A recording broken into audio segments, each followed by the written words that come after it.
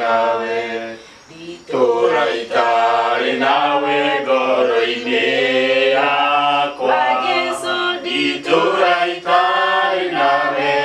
dituraitari nawe dituraitari nawe goro-ini yakwa niwe mwihoko wakwa niwe mwihoko wakwa niwe mwihoko wakwa goro-ini yakwa Yesu niwe mwihoko wakwa niwe mwihoko wakwa niwe mwihoko wakwa goro-ini yakwa duyuke twaranirie duyuke twaranirie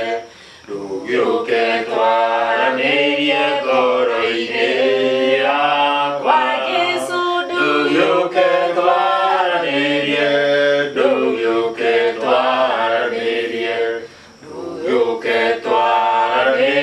goro-ini yakwa niwe jirigirire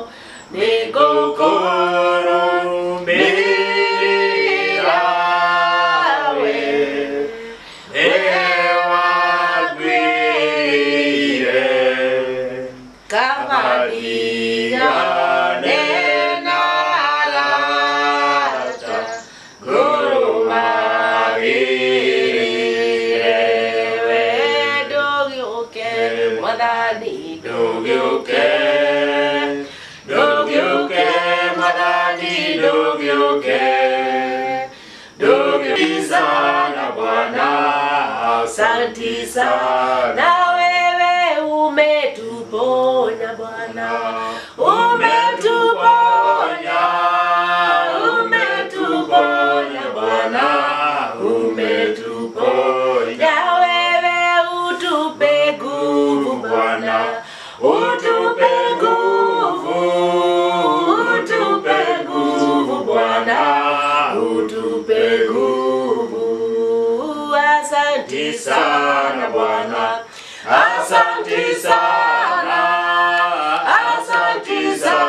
Bwana, asante sana wewe kwa wema wako wewe twakupe sifa Bwana, twakupe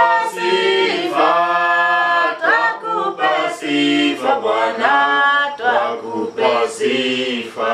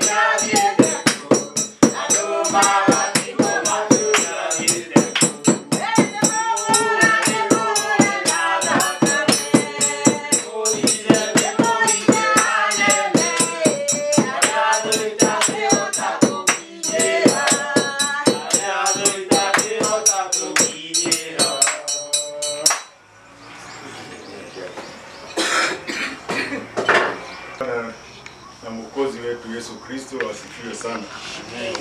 Ni siku nyingine njema tumepewa kusikiliza, kuzungumza na Bwana Mungu tukiwa pamoja, sababu tukiwa peke yetu tunaendelea na huo ushirika, lakini kwa kanisa tunashirikiana na tunatiana nguvu. Kwa hivyo ni siku nyingine njema. Leo tuko katika somo letu la 12. Nimeliita uvamizi. Uvamizi ni kama vile tumetajwa kama askari wa Bwana na Mwokozi wetu Yesu Kristo, askari wa Injili. Na tuko katika mali tuko ni kwa adui. Ni yeye anatawala huko. Si tunajua hivyo ukweli? Ya kwamba siku ya leo watu wale wako kanisani ndio wachache kuliko wale wako nje katika shughuli tofauti tofauti. Kwa sababu tu katika eneo la adui. Na katika eneo hilo la adui tuna nafasi yetu.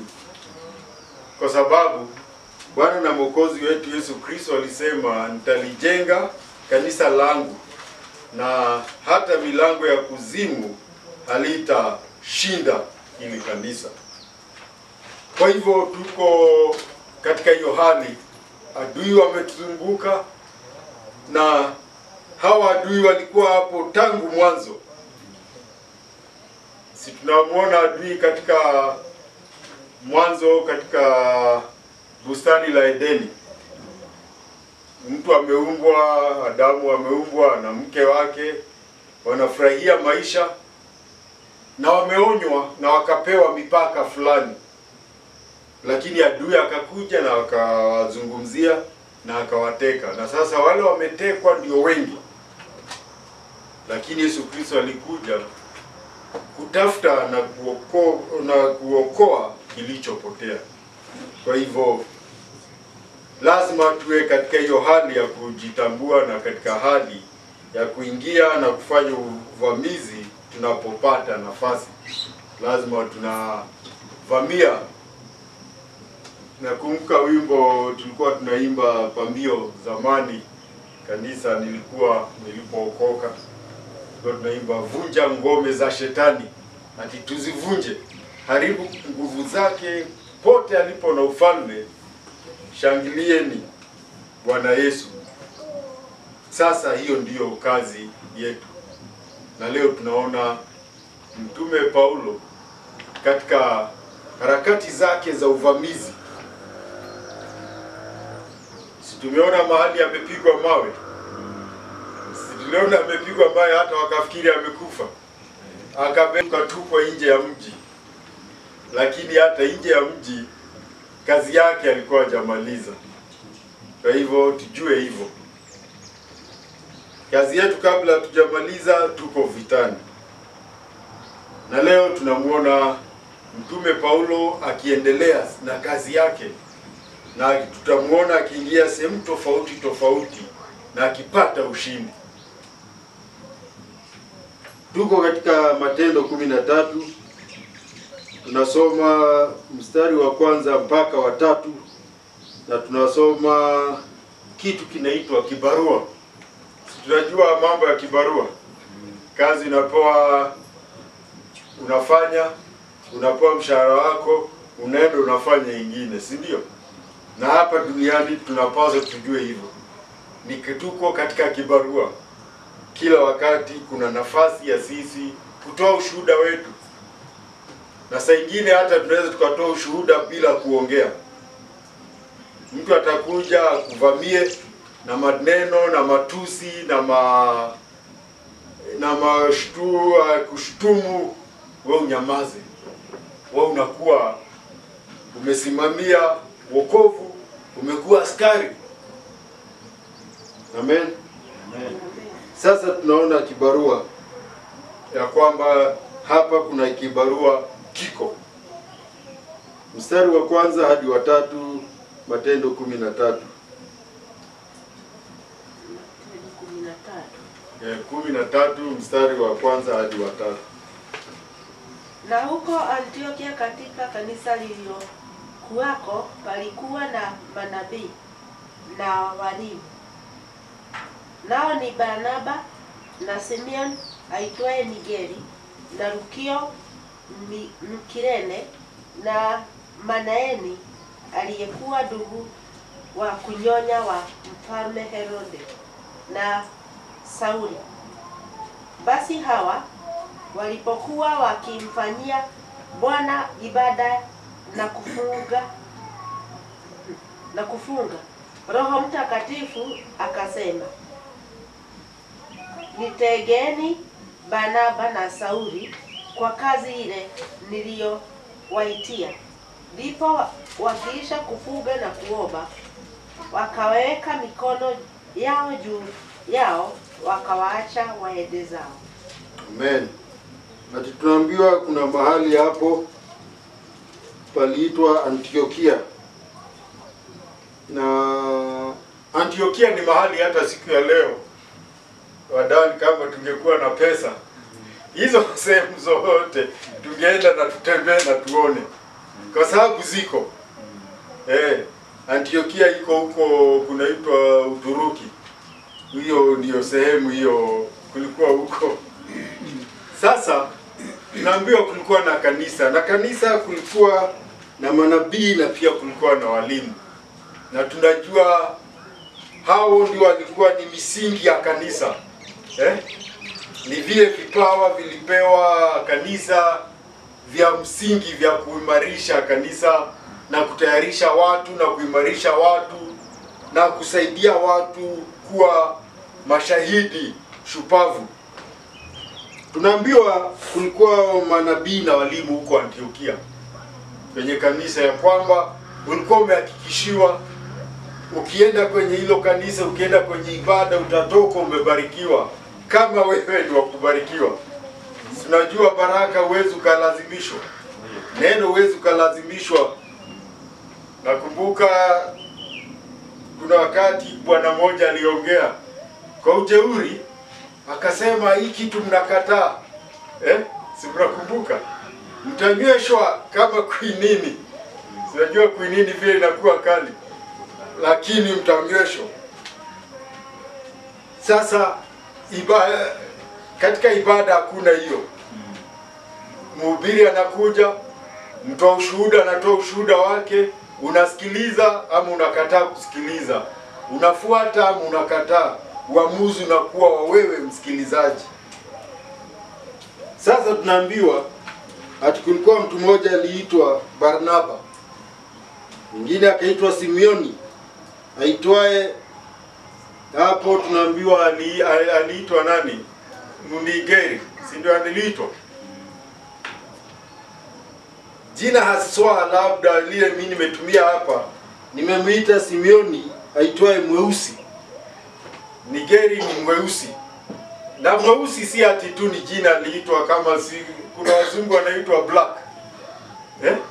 Wengine wanaitwa grey, lakini si rangi yao, ni rangi tu ameitwa majina. Huyu mweusi haikuwa jina ya kubandikwa, alikuwa ni mweusi, alikuwa ni Mwafrika. Kwa hivyo hata tangu wakati huo Waafrika walikuwa mbele. Si mzungu ni alituletea Injili, na alipotuletea Injili akakuja kutuletea elimu, lakini hii elimu ilikuwako, ilipotea ilipotea, kwa sababu hata Yesu Kristo mwenyewe wakati kabla ya kuzaliwa alitorokea Afrika, si ndio? Akapata uhamisho. Kwa hivyo katika ya kanisa la kwanza kuna huyo Mwafrika kutoka huko nchi ya leo, hiyo nchi inaitwa Libya. Alikuwa wa Libya huyo. Simeoni ambaye aliitwa mweusi, kwa hivyo alikuwa mtu mweusi. Alafu kulikuwa Lukio wa Kirene. Kirene ni mji uliitwa hivyo, Kirene. Haukuwa katika Uyahudi, ulikuwa nje. Hawa ni watu wa mataifa hao tunaona. Na Manaeni, Atinombo Manaeni alikuwa ndugu wa kunyonya wa mfalme Herode. Yaani walilewa pamoja na mfalme Herode. Tumesoma ukatili wa mfalme Herode. Lakini mtu alilewa naye. Ndio nikasema wokovu ni uchaguzi mtu anafanya mwenyewe. Kwa sababu huyo amelewa na mfalme Herode, lakini ameachana na mfalme Herode na udhalimu wake, na yeye amekuwa ni mwinjilisti, amekuwa ni mhubiri, amekuwa ni mnabii, amekuwa ni mwalimu. Ana karama katika kanisa. Alafu tunaambiwa pia kulikuwa Saulo, aliitwa Sauli, ambaye baadaye aliitwa Paulo. Baadaye aliitwa Paulo, lakini alikuwa ule Saulo. Si Sauli tulisoma habari zake. Alikuwa Farisayo. Tunaambiwa mkereketi, yani wale wameshika kabisa, hata wanaua watu kwa sababu ya kusikia watu wamekosana na ujumbe wao. Wanaua watu. Na alikuwa anafanya hiyo kazi, lakini akakutana na Yesu Kristo na akageuzwa. Akakuwa sasa yeye amekuwa ni shahidi wa Yesu Kristo. Na tunaambiwa alikuwa na hudumu, na walikuwa wanafunga, wanajifunga chakula, na wanafanya huduma na kufunga chakula. Wanatafuta mapenzi ya Mungu, wanatafuta nguvu. Si tunajua maombi ni nguvu, maombi yanatupa. Tunapozungumza na nguvu tunapata. Katika hiyo hali tunaambiwa Roho Mtakatifu akazungumza.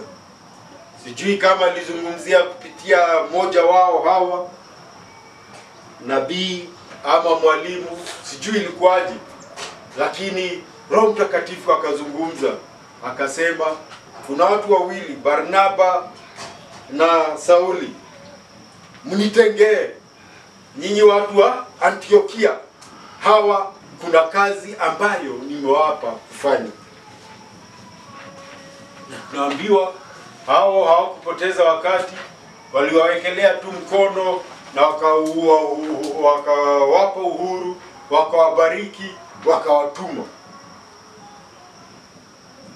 Na siku ya leo kazi bado iko, kwa sababu kabla ndugu Adadi yeye tukumbusha Yesu Kristo hajakuja kwa sababu kazi hajamaliza. Injili haijafika kiwango kile angetaka ifike. Na ikifika hapo itakuwa wakati huo wa mwisho, na wakati huo utafika. Kwa hivyo bado wakati huo hujafika, tuko kazini. Na ni sisi tuseme mimi niko tayari. Hawa walikuwa tayari, kwa sababu walipoambiwa hao wawili waende kwa kazi, hakukuwa na mazungumzo, ni kuwekelea mikono na kuwaruhusu waende. Funzo ni hili ambalo tunaliona katika Isaya mlango wa 6 mstari wa 8. Kisha nikaisikia sauti ya Bwana Mungu akisema, nimtume nani? Naye ni nani atakwenda kwa ajili yetu? Ndipo niliposema, mimi hapa, nitume mimi. Sasa kuna kazi inatakiwa kufanywa, na hiyo kazi itafanywa na watu, na sio watu fulani, ni watu wote wameitwa. Lakini wale ambao watakubali mwito, watasikia sauti kama hao wanakwenda, hao wana kipawa chao, hao wana malipo yao, hao wana kusudi lao. Kwa hivyo hebu tutafute kusudi letu katika kanisa.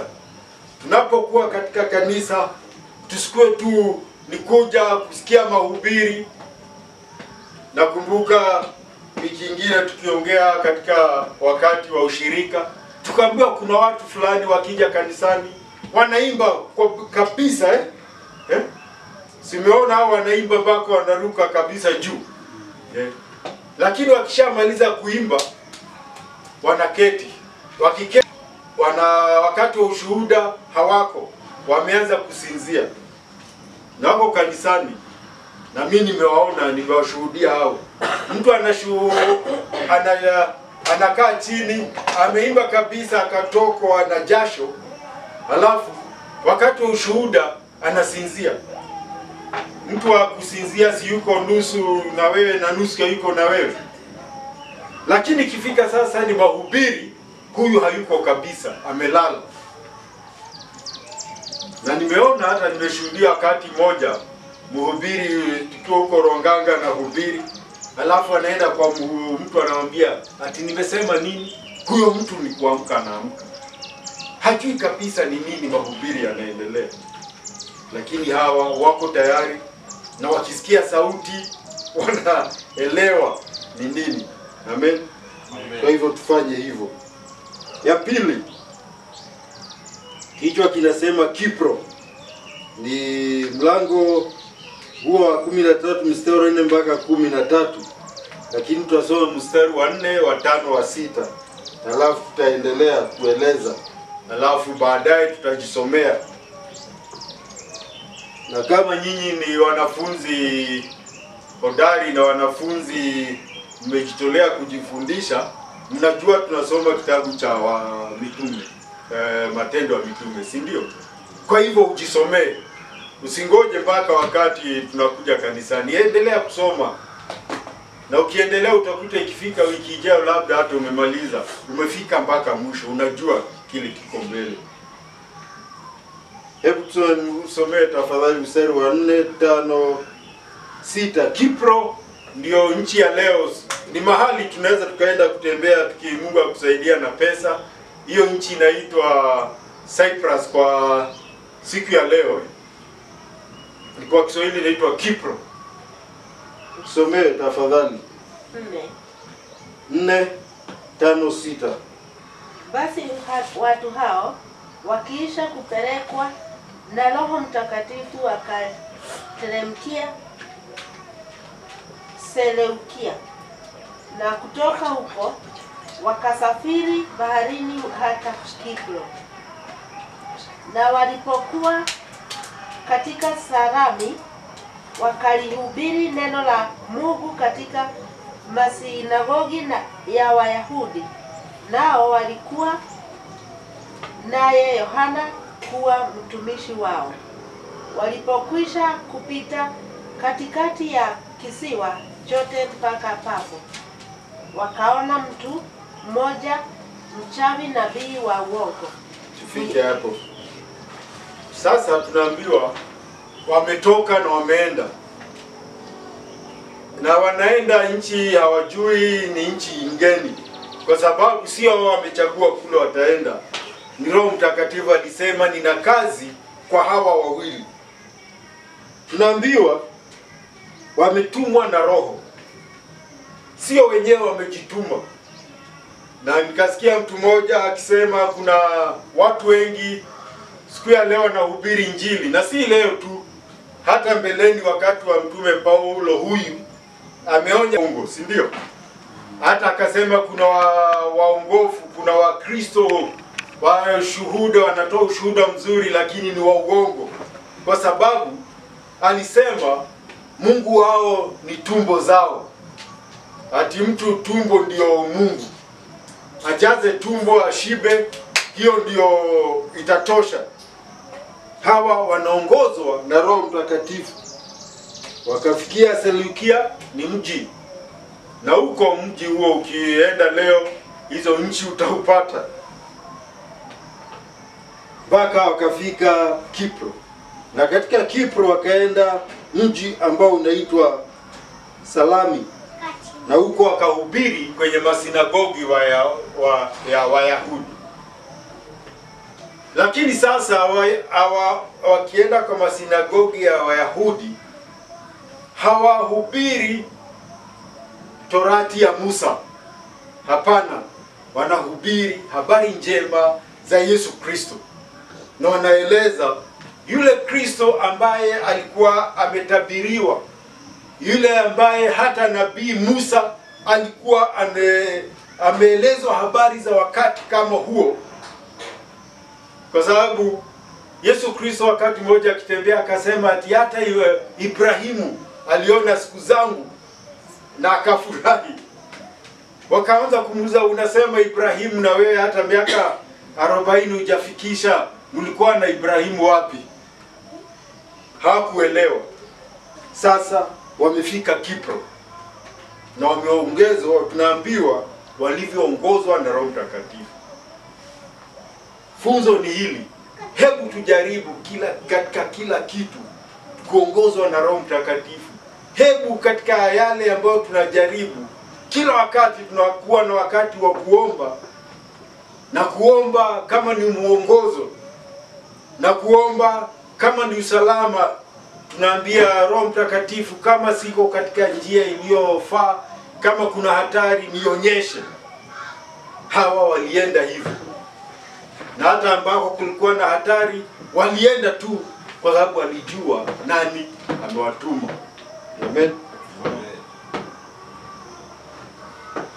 Funzo liko katika Warumi 8:14. Andiko linasema hivi: kwa kuwa wote wanaoongozwa na Roho Mtakatifu wa Bwana Mungu, hao ndio wana wa Bwana Mungu. Ya kwamba ushuhuda wangu si tu wa mdomo, lakini ushuhuda wangu patane na kuongozwa na Roho Mtakatifu katika yale yote ninafanya. Hata kama ni kwenda shule, kama vile Gibson alienda shule, unaongozwa na Roho Mtakatifu na unasema, sasa mimi naenda shule, unifanikishe katika hiyo shule, hebu nipate elimu, hebu hiyo elimu iwe na manufaa kwangu. Na pia unaomba kama vile Robinson kaka yake Gibson anasema, tuwe tukimkumbuka, kwa sababu ameenda shule mbali na kule amelelewa, amekutana na watu tofauti tofauti, na wengi kama vile tunajua ni watu ambao bado hawajamkubali Yesu Kristo kama Mwokozi. Kwa hivyo mahali pote ambapo tuko, maadui ndio wengi kuliko marafiki. Tujue hivyo. Na hapo ndio tunaambiwa walipofika mahali panaitwa Pafo, kwa sababu alienda, tunaambiwa akaenda wakiwa na huyo Yohana alikuwa msaidizi wao. Wakapiga safari kabisa, wakafika mahali panaitwa Pafo.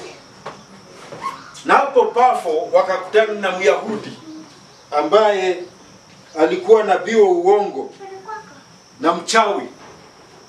Myahudi mchawi na nabii wa uongo, na walimkuta wakiwa pamoja na yule akida wa hiyo eneo, na hiyo akida aliitwa Sergio Paulo.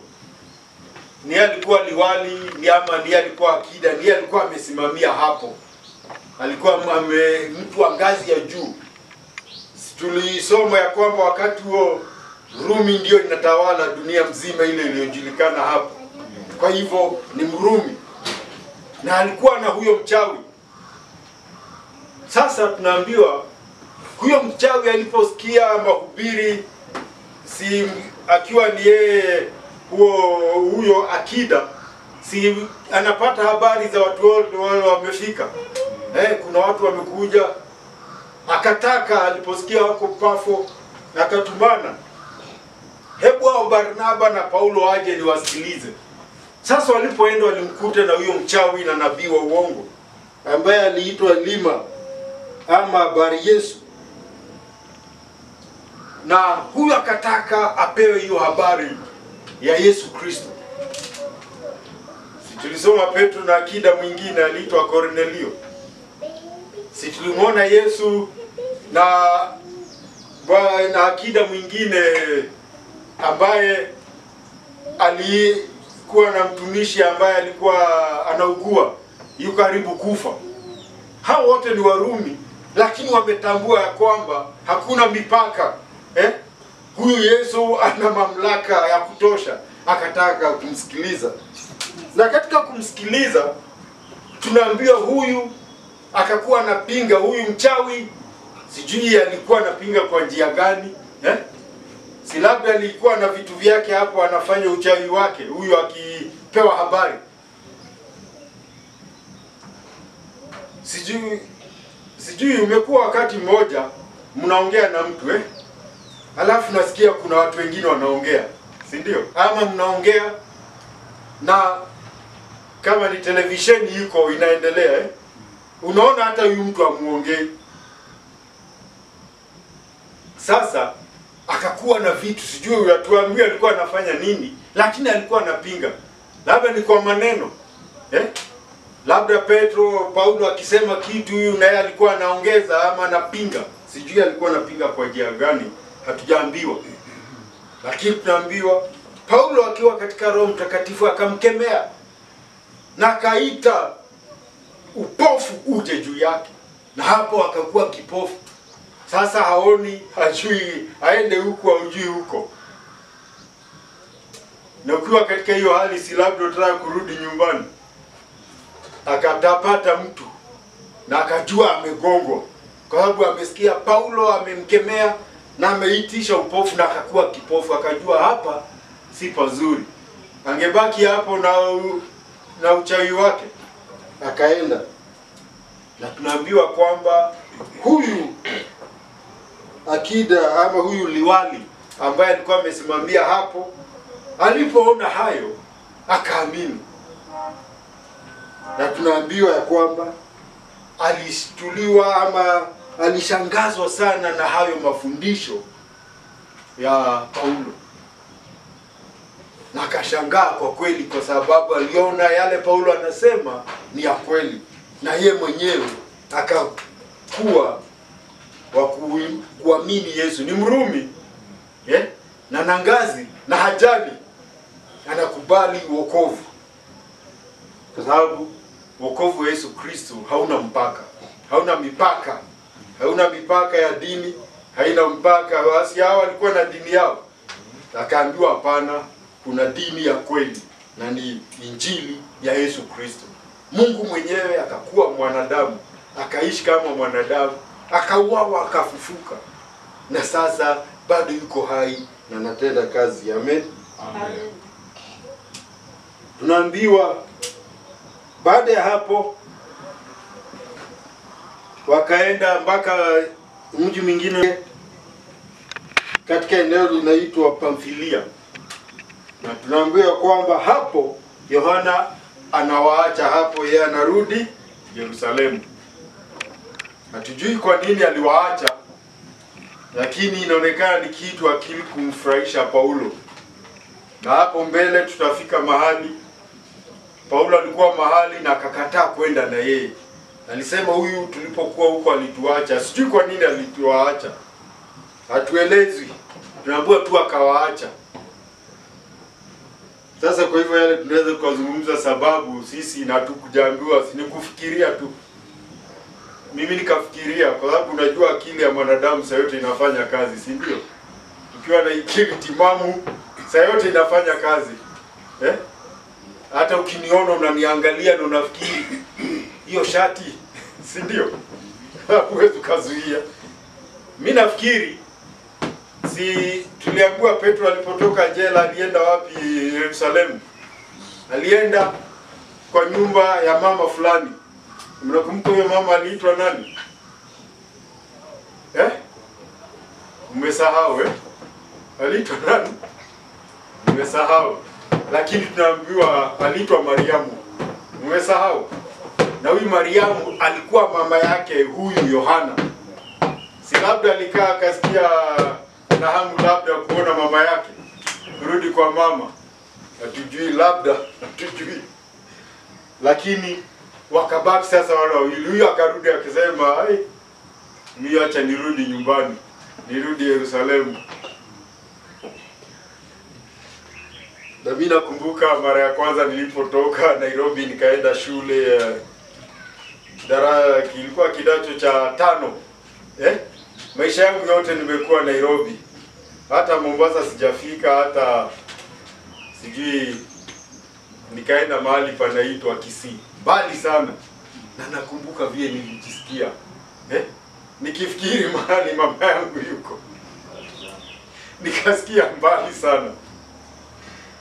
Tena hata nikiwa mtu mzima, niko na mke na watoto, nikapata uhamisho mahali nilikuwa nafanya kazi Nairobi, nikatumwa Garissa.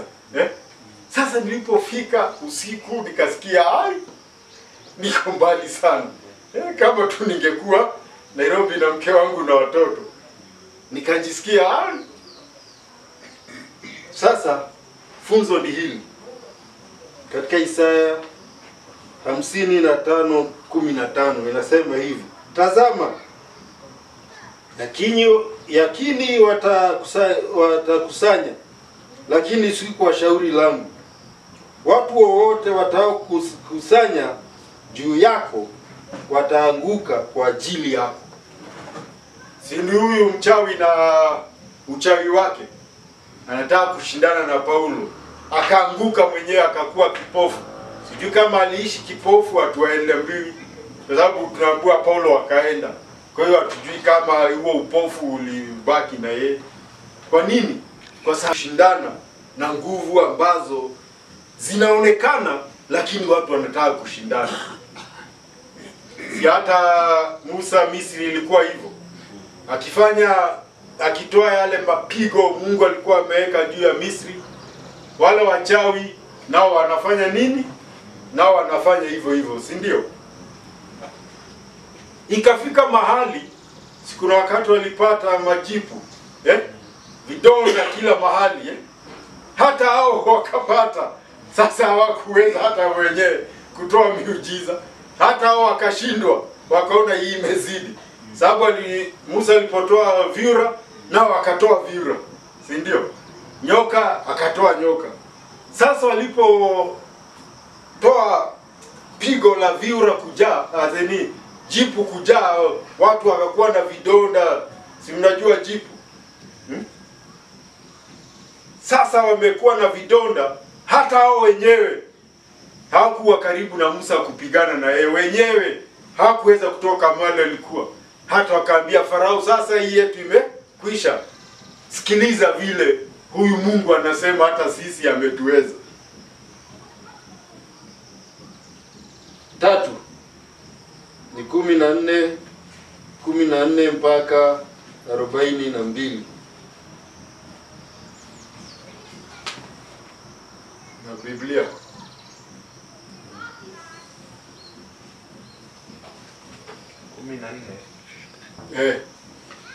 14 mstari. Sheria ya Mose na kitabu cha manabii kusomwa, viongozi wa sinagogi wakawatumia ujumbe wakisema, ndugu, kama mna neno la kuwafariji watu hawa, tafadhali lisemeni. Paulo akasimama akawapungia mkono na kusema, enyi wanaume wa Israeli, na ninyi nyote mnaomcha Mungu, Mungu wa watu hawa wa Israeli aliwachagua baba zetu, akawafanya kustawi walipokuwa huko Misri. Kwa uwezo mwingi akawaongoza na kuwatoa katika nchi ile. Kwa muda wa miaka 40 aliwavumilia matendo yao walipokuwa jangwani. Naye baada ya kuyaangamiza mataifa 7 waliokuwa wakiishi katika nchi ya Kanani, akawapa Waisraeli nchi yao iwe urithi wao. Haya yote yalichukua kama muda wa miaka 450. Basi ni habari ndefu. Sasa tunaambiwa wametoka huko, si tuliwaacha wakiwa huko kunaitwa Perge. Sasa wameenda kutoka Perge wakafika Antiokia. Antiokia ni eneo linaitwa Pisidia. Na kawaida yao walikuwa naenda kwenye sinagogi ya Wayahudi. Si walikuwa Wayahudi. Na tunaambiwa walipoenda ibada ikaendelea. Yule kiongozi wa ibada ama msimamizi akamwambia, ndugu, mmetembelea, kama mna neno lolote la faraja mtupe. Paulo akasimama. Kama vile nimesema hapo mbele ni ya kwamba haji kuambia mambo ya Musa ama Yeremia ama nini. Hapana, anawaambia mambo ya Yesu, kwa sababu hao wote walikuwa ni kutangulia wakielekea kwa Yesu. Tumesomewa ya kwamba walitoka Misri, alianza historia ya Misri, lakini historia haikuanza Misri, zilianza katika Uru wa Wakaldaya na Ibrahimu, si ndio? Lakini sasa Misri wakafanikiwa, wakakuwa wengi na Mungu, na ikafika mahali wakakuwa sasa ni watumwa, wakakuwa sasa ni kuhangaishwa, ni kuteswa kabisa, na tunaambiwa Mungu akawaokoa kutoka huko. Miaka 40 akawavumilia. Unajua kuvumilia? Kuvumilia ni mtu amekukosea lakini wewe unajizuia kuchukua hatua, si ndio? Na hiyo ilikuwa miaka 40. Na wakati tuliposoma hizo habari tuliona vile ilikuwa Musa. Mambo yale walipitia mazima. Musa alikuwa na wakati mgumu kwa sababu walikuwa watu wa kusahau, watu wa kushindana, watu wa kujitakia. Lakini miaka 40 kufika wakapewa nchi yao. Na tunaambiwa baadaye wakagawiwa hiyo nchi. Na miaka 450 hivi kukakuwa na waamuzi. Na mnakumbuka hapa tulisoma kuhusu waamuzi, si ndio? Akina Jefta, akina Samsoni, si ndio? Tulisoma. Wakakuwa na asimamia miaka 450. Mungu akiwa pamoja nao, akiwavumilia, wanamkataa, wanatoroka, anawavuta tena. Mpaka ikafika mahali ukakuja nabii mmoja ambaye alikuwa pia kuhani, Samueli. Wakati wa Samueli wakasema hapana. Sasa na alikuwa tunaambiwa Samueli akafanya kazi yake vizuri kabisa. Lakini hawakutosheka, wakasema hapana, tunataka mfalme. Na wakapewa mfalme aliyeitwa Sauli. Na tunaambiwa kwa nguvu Sauli, Israeli yote hakuna mtu alikuwa mrefu kama yeye. Kwa hivyo alikuwa kiongozi shupavu wa kuwaongoza na akawaongoza. Lakini upande wa kiroho akakuwa ni ovyo kabisa. Akachukulia mambo ya kiroho, mambo ya Mungu kwa urahisi sana. Na Mungu akakasirishwa naye akamtoa. Miaka 40, Sauli alitawala miaka 40. Mungu akachoshwa na yeye na akamwambia sasa imetosha, akamuondoa. Akamuinua Daudi, mtu ambaye aliupendeza moyo wa Mungu. Na kupitia Daudi Mungu akatoa ahadi ya kwamba ufalme wako hautaisha. Na kupitia huo ndio Yesu akazaliwa. Yesu akazaliwa akiwa katika kabila tofauti. Kwa sababu Yesu hakuwa katika hilo kabila hakuwa Mlawi kabisa. Walawi ndio walikuwa kabila ambao walipewa kuwa ukuhani, walikuwa makuhani. Yeye alielewa, hata baadaye ufalme umedidimia ya kwamba sasa hata yeye anazaliwa Bethlehemu, anazaliwa na mzaliwa wa Daudi anaitwa Yusufu ambaye ni seremala. Kwa sababu ufalme sasa umekwisha kabisa, hujulikani, lakini mbegu iko. Akasema wakapata Mwokozi Yesu. Wanaambiwa huyo ndiye Mwokozi ule mlikuwa mmeahidiwa. Funzo ni gani hapo? Ndani yake ndimo uliomokuwa uzima, na ule uzima ulikuwa nuru ya watu. Yohana 1:4. Huo ndio wanaambiwa sasa kuna uzima, na huo uzima uko ndani yake Yesu.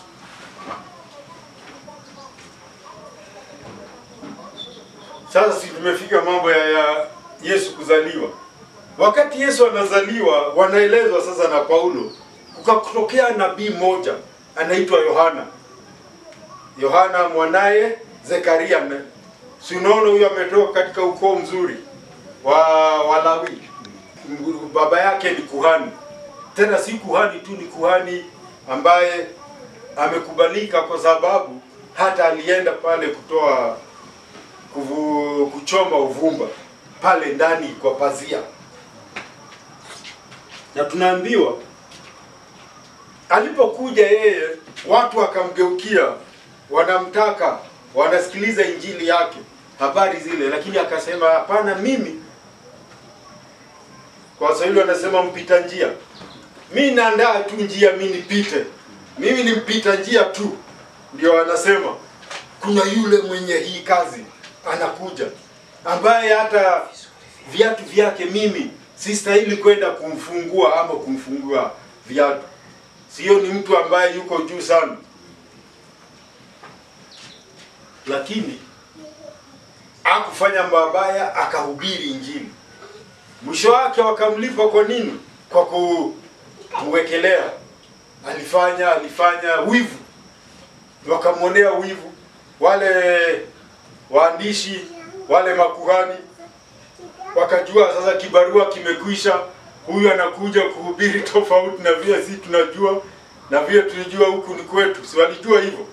Mimi ni kuhani, ni wakati wetu. Kenya si wanasema huu ndio wakati wetu wa kula. Si ndio Wadan?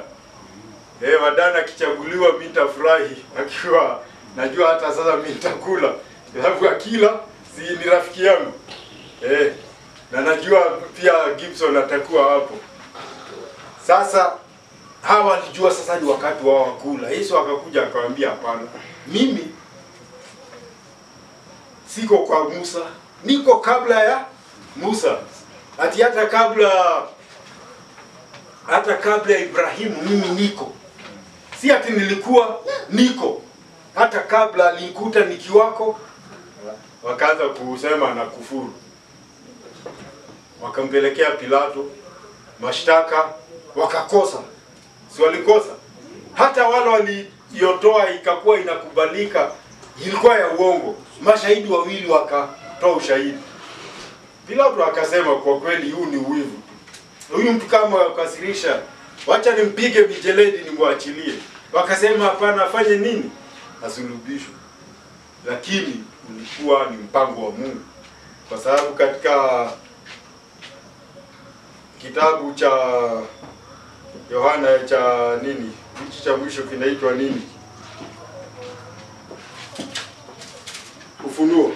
Kitabu cha Ufunuo tunaambiwa kwamba mwana kondoo alichinjwa kabla ya dunia kuumbwa. Kwa hivyo Yesu alikuja kuchinjwa kama mpango wa Mungu. Alikuwa tayari amechinjwa kabla dunia haijaumbwa, kabla Adamu hajayo. Alikuwa amechinjwa kwa sababu Mungu alikuwa ameona. Akaambiwa sasa katika huyu mtu ambaye anaitwa Yesu, anawaambia hivyo Paulo. Huyu mtu Yesu ambaye Mungu alimdhibitisha kwa sababu aliuawa na akazikwa, akakufa, wakaona amekufa, akazikwa, lakini akafufuliwa. Na ya kwamba Paulo akawaambia huyu, ndani ya huyu Yesu kuna msamaha wa dhambi na haki. Na hivi havingepatikana katika Torati ya Musa. Sio walikuwa wanatoa dhabihu, lakini ukikosa tena sasa dhabihu ikatolewa moja. Tunaambiwa tukikosa tunaomba msamaha na tunapata saa hiyo hiyo. Kwa hivyo tunapata haki ya kwamba mimi nikisimama hapa, hata kama Wadani mnanijua ni mimi nilikuwa mwizi kijijini chenu wa kuku, nikiokoka huwezi kusimama ati uniambie nilikuwa mwizi. Nakwambia hapana, mimi sikuwa mwizi, mimi si mwizi. Huyo mwizi alikufa, alikutana na Yesu, akapokea kifo cha Yesu, adhabu ya Yesu, akaokolewa, hana hatia. Tunaambiwa akamalizia akawaonya, akawaambia sasa nyinyi tafadhali, yaani akawatafadhalisha kabisa, akawaambia tafadhali msifike mali itakuwa maandiko yaliyoandikwa yatatimia na nyinyi. Na maandiko yalikuwako yanasema hivi. Akawaonya wawe waangalifu. Kuna unabii ulikuwa hujatimia, lakini unaweza ukatimia kwao, ya kwamba wadharau, mkishangaa na mpotee kwa kuto kuamini. Yaani mnaona ishara mnashangaa. Si walishangazwa na ishara za Yesu. lakini hawakuamini, na ndipo sababu aliposimama wengi wakakuwa hawamtaki, wakasema asulubishwe, na akasulubishwa. Sasa wanaambiwa hata nyinyi msipokubali, msipokuwa waangalifu, unabii utatimia kweli.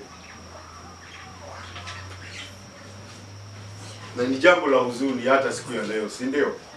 Unaambia mtu aokoke, anadharau, anaona kama wale rafiki wa Wadani walikuwa wanakunywa naye, sijui na vile ana nguvu, labda hata alikuwa anapiga watu sijui, lakini mtu mlevi akiwa na nguvu anapiga watu na anaogopewa.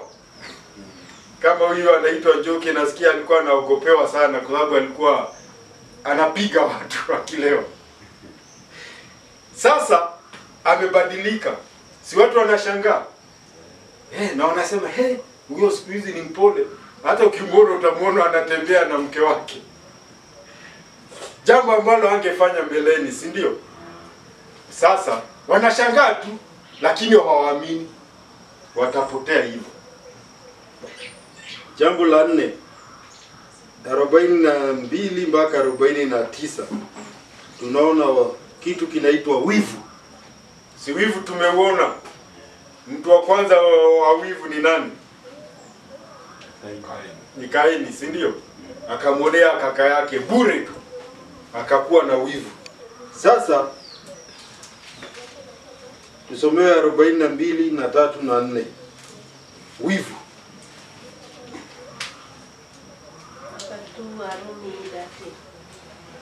Matendo 13 42 na 3 na 4.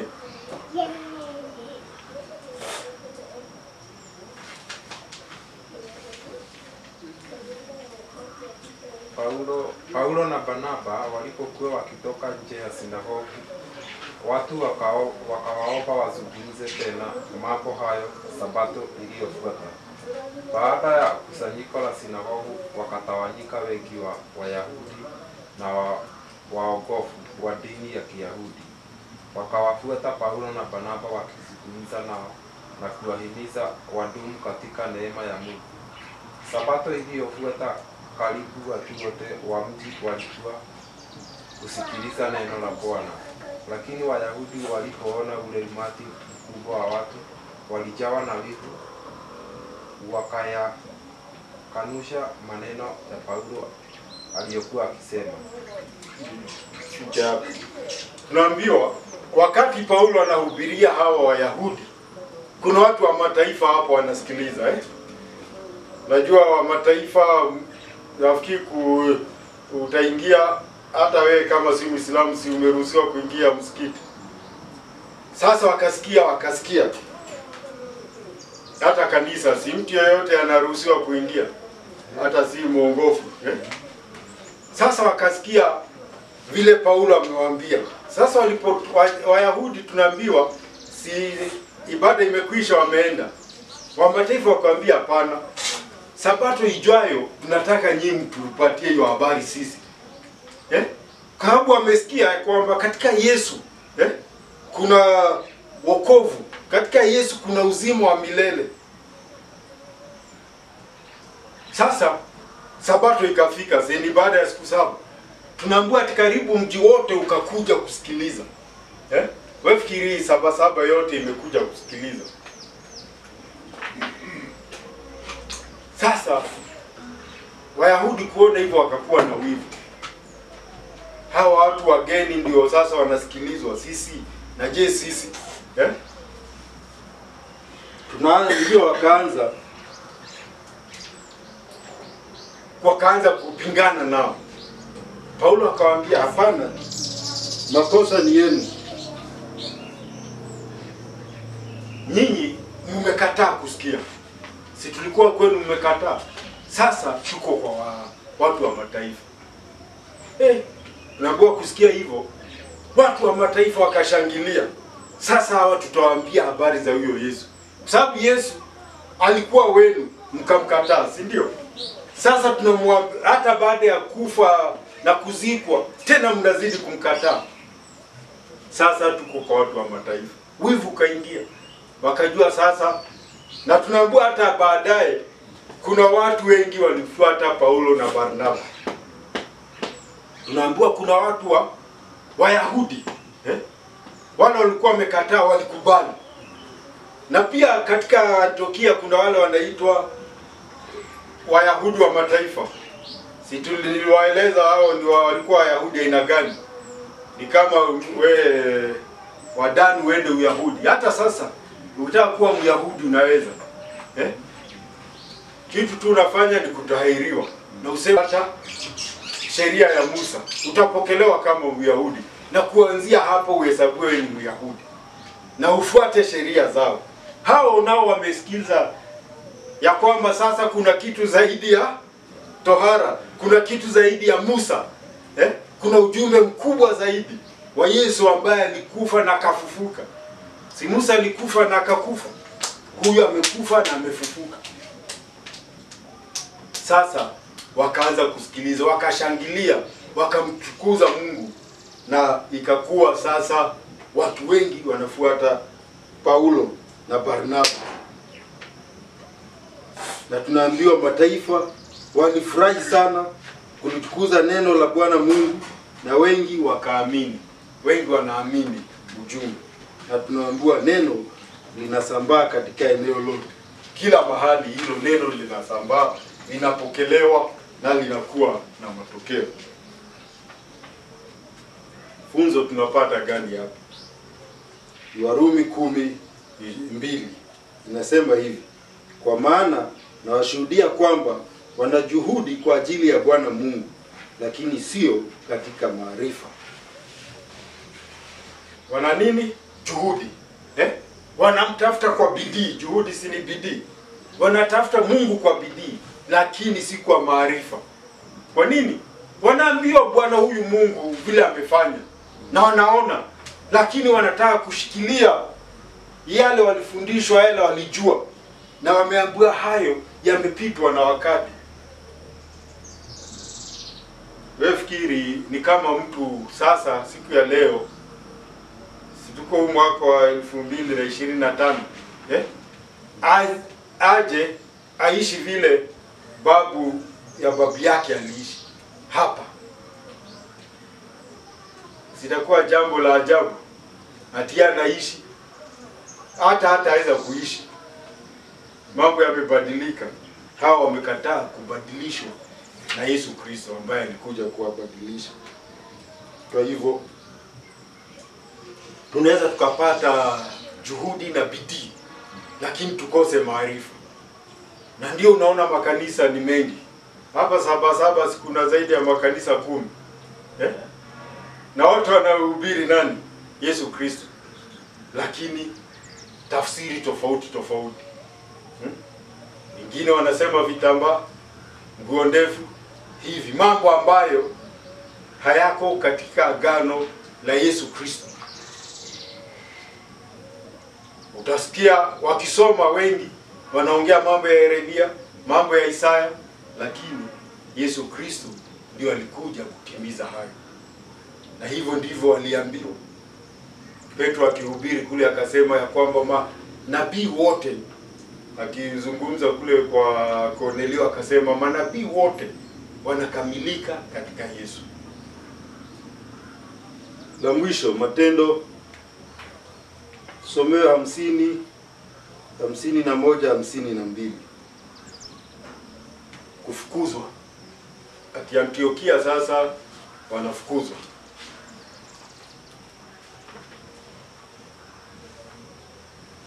50, 51, 52.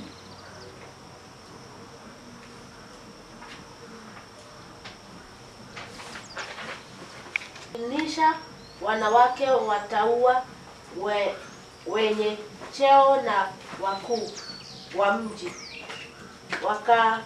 wataharakisha watu wawauzi Paulo na Barnaba, wakawatoa katika mipaka yao, nao wakawa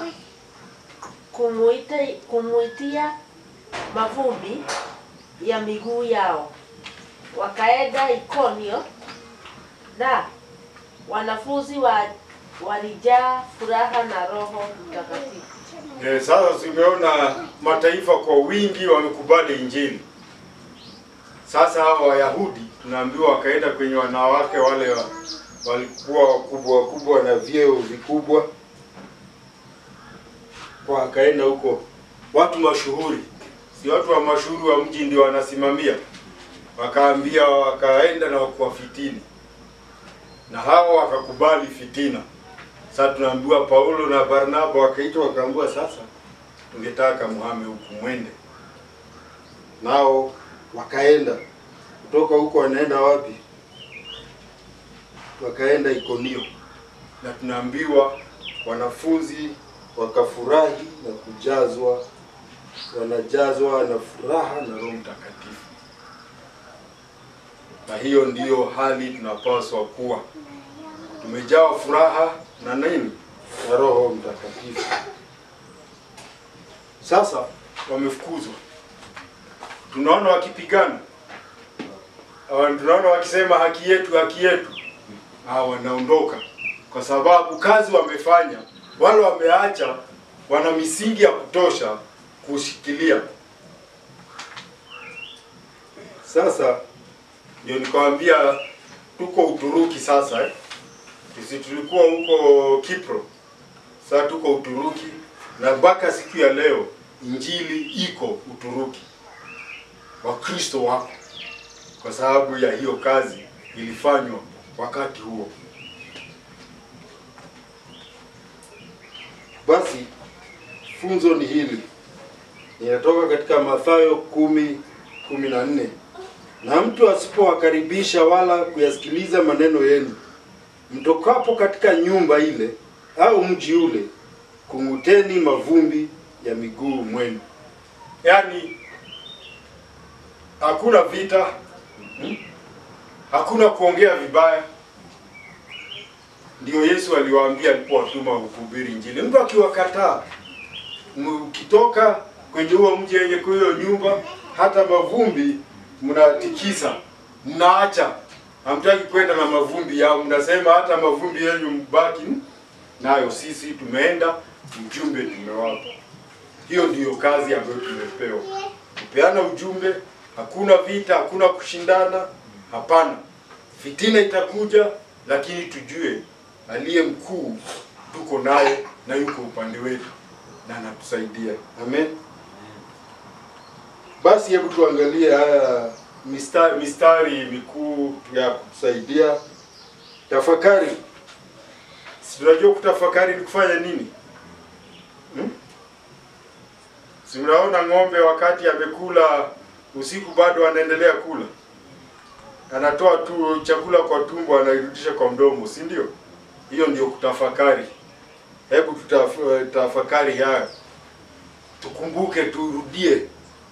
Hili neno linasema, basi walipokuwa wakimfanyia Bwana Mungu ibada na kufunga, Roho Mtakatifu akasema, nitengeeni Barnaba na Sauli kwa kazi ile niliyowaitia. Matendo 13:2. Hebu tuombe Mungu tuwe na huo utayari. Hebu katika maisha yetu tuwe na huo utayari. Ifu akizungumza tutamsikia, tutamuelewa na tutamtii. Amen. Amen. Wazo kuu ni Matendo 13:38. Inasema hivi, basi na ijulikane kwenu ndugu zangu, ya kuwa huyo mnahubiriwa, ya kuwa kwa huyo mnahubiriwa msamaha wa dhambi. Ya kwamba tunapohubiri Yesu washiko, tunahubiri msamaha wa dhambi. Hiyo ndio tumeambiwa tuhubiri. Lakini leo hiyo ndio inahubiriwa ukifungulia television. Si ni pesa na watu kubarikiwa. Tunahubiriwa baraka, tunahubiriwa uponyaji, tunahubiriwa watoto kurudishwa, lakini kwa kulipa, si ndio? Hawa wanaambiwa kuhubiri ya kwamba katika huyo Yesu kuna msamaha wa dhambi. msamaha wa dhambi. Ndio Yesu Kristo alikufa kwa sababu ya msamaha wa dhambi. Si ndio Yohana 3:16 anasema kumwamini ni kupata msamaha, ya kwamba ukipata msamaha tena hatuko chini ya ghadhabu ya Mungu, hatuko chini ya hukumu ya Mungu, tuko huru. Ni mtu ambaye alikuwa mwizi na amelipiwa deni, sasa utamwambia ni mwizi? Sasa mimi si mwizi. Hata ukimuita mwizi anaweza kupeleka mahakamani. Niliiba lakini mimi si mwizi, hata nililipa. Na wazo sala ni hili ambalo ningetaka wote, nikiandika sala ningetaka wote tujikumbushe na tuwe tukiomba. Wanafunzi walijaa furaha na Roho Mtakatifu. Saa yote tuwe tumejaa furaha na Roho Mtakatifu. Sijui kama washiko wanakasirika, lakini mara nyingi nikimuona namuona hata akiongea uso wake unatabasamu. Inapaswa hivyo, ya kwamba tukiongea tumefurahi. Utasikia mtu na utaona mtu hata kanisani hakuna wakati amefurahi. Saa yote ni kama amekasirika, saa yote ni kama anangoja mtu amkanyage waonane. Unashika vile nasema, tusikue hivyo, tuombe tuwe tumejaa furaha na tumejawa na Roho Mtakatifu. Amen. Amen. Yehova Bwana Mungu wetu, bariki sana. Amen. Amen.